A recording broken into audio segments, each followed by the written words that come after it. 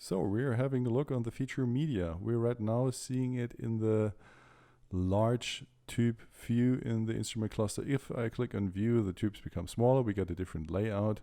And if I click on that context menu button on the left side of the steering wheel, I can change the source between radio and media. So on radio there's a bit of a larger list. On media there's simply the song shown that is being played from the cell phone via Bluetooth connection. In our online database screens we're going to have a more detailed look on the feature radio. Now we are only having a look on the feature media, clicking on it in the head unit, and there is a song playing from the cell phone that is connected via Bluetooth. In the lower area we got the typical controls for media applications.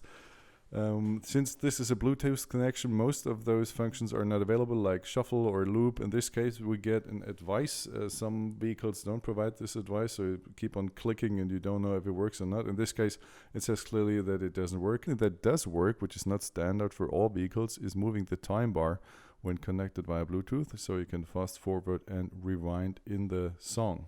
In the upper left corner you will find the button source, from where you can switch between different sources like cell phones, SD cards, USB, external devices, or online media. I click on that now.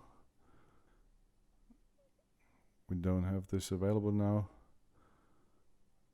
So we click back, and in the upper right corner there is the settings. There you can switch off additional online data or a child lock for DVD playback. We click back, and in the lower right corner we click on more. This function is currently unavailable. This is probably due to the Bluetooth connection to the cell phone. Then we click on that icon on the upper left corner, which actually looks like an icon to change between the list view and the tile view, but it seems to have some context menu function.